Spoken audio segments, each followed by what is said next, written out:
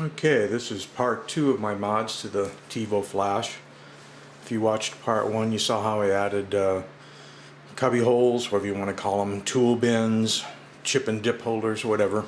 Took the wasted space that's normally here and put in holders so I could keep my tools and SD cards and that sort of thing. And you also saw how I did a remix of the spool holder, put it up on Thingiverse. It works very well.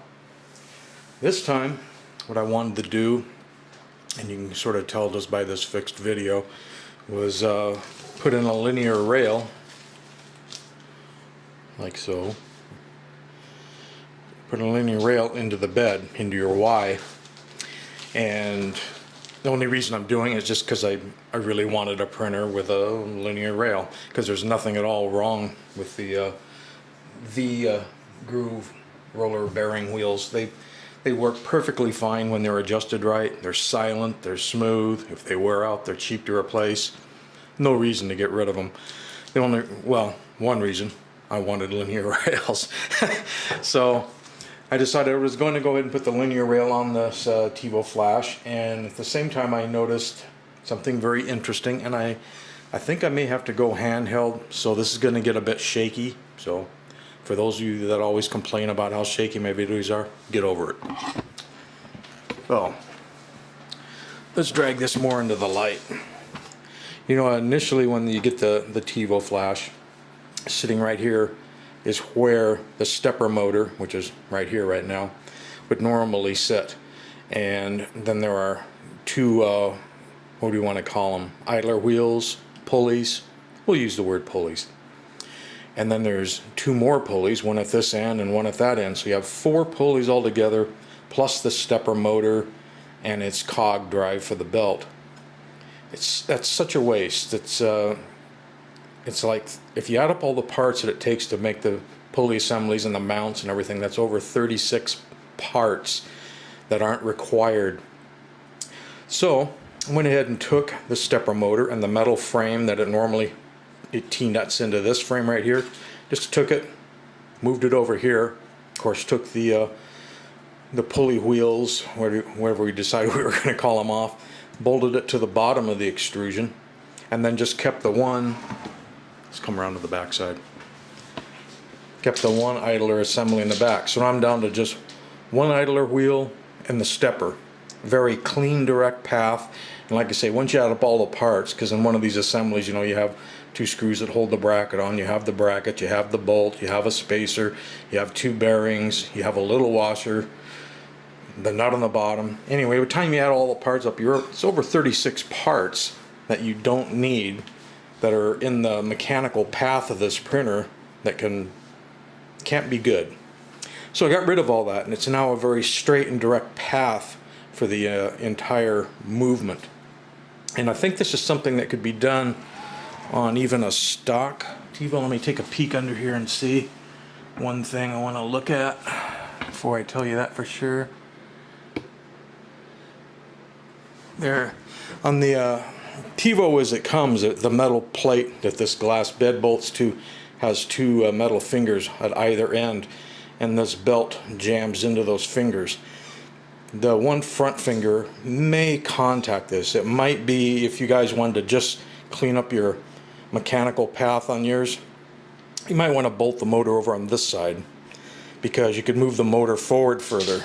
You know, you've got the SD card holder here that limited how far I could push this stepper motor forward, but on this side you could come all the way up.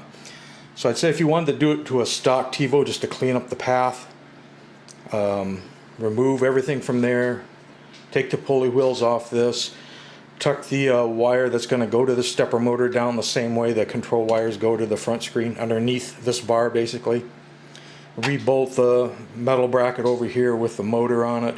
You may or may not have to flip the pulley over to get things lined up.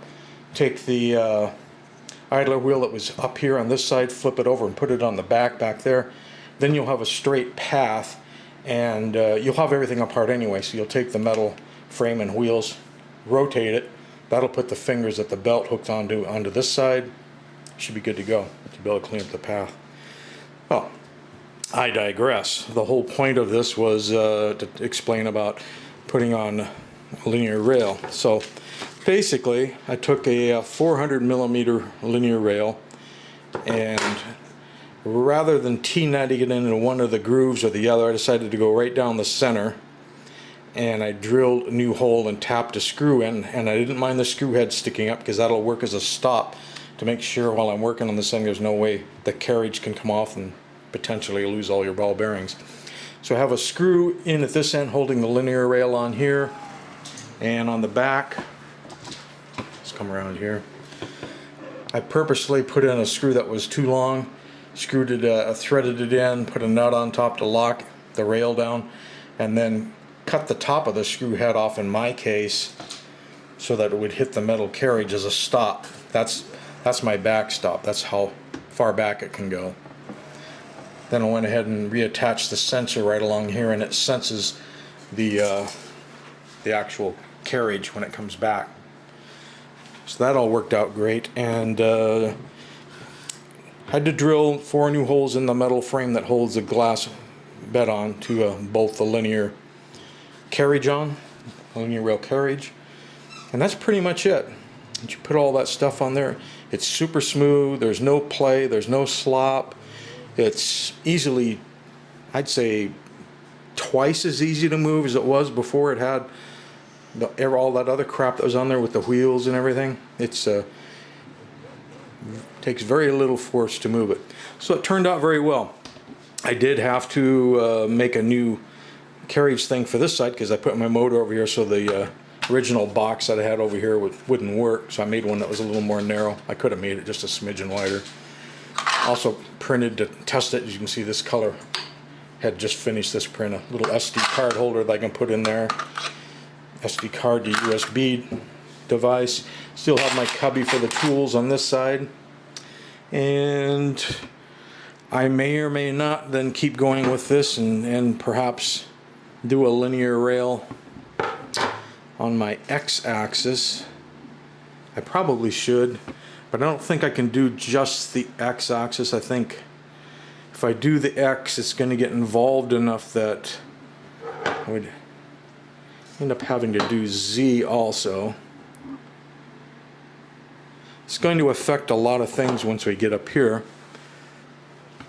I'm going to have to think on that. I may not go any further, or I may. And also, everything that I've done here is reversible. If I decide I want to go back to the wheels, I've saved all that stuff. It can revert back, no problem. Another interesting thought I had about linear rails, and let's look at the Mark III for a moment. You know what limits, or what set the depth of this frame, you know, the rear to the front, had to do with where the two bearings are on this side, the two that are set far apart. You have the one that's in the middle and then the two that are far apart. They determined how far out this had to stick. Well, when you go the linear rail and this single bearing mounts, well, wherever you want under there, but let's say it was mounted pretty close to dead center, you no longer need all of this to come out here. This frame could be cut off back here, could end clear back here. This whole thing could be shorter, wouldn't have to stick out so far like that, and yet you would have exactly the same build volume and everything else. It's an interesting thought. But the other thought is, if you wanted to keep the frame this size and put in a linear rail in here, you could actually make a new bed that's a quarter longer. You could have a bigger build volume in exactly the same footprint, and at the same time reducing a lot of parts. Even on the MK3, because you would get rid of the 4 printed brackets that hold the bars, you'd get rid of the 2 bars, you would get rid of the 3 bearings and everything that holds them in, which would be those U brackets and the nuts on the U brackets. All that stuff would go away, and in place there would be one linear rail, a shorter frame if you wanted, which would really be nice. I'd love to see this thing moved back and not hang out so far. So it's an interesting idea. I'm not going to mess up my Mark III. It works too well, and it's fine the way it is, even with the slop that you have in these linear guide bearings, which you wouldn't have with a linear rail. It's if anything, maybe I would get a kit one. You can get all the parts, all the metal extruded parts from all our China sellers, you know, AliExpress, GearBest, all those people. I might build up my own MK3 frame and experiment with a linear rail on that rather than butchering an expensive working printer. I didn't mind experimenting with the Tevo Flash because I had gotten this Tevo Flash for $217, and that was earlier this year. Back then the Ender 3 was still $180, and this at $217, it just made more sense because I was going to get the dual cooling fans, which were very important to me. I was going to get a much better extruder, which was important to me. I was going to get rid of the mechanical end stops and have all inductive proximity sensors. I was going to get the AC heated bed. It comes with a trimatic stepper, so it's quiet. I figured for $37, and at that point it was better just to go with this machine. The only thing this machine doesn't have that I really do miss is a filament runout sensor. Didn't come with that, and I'm sure it could be added.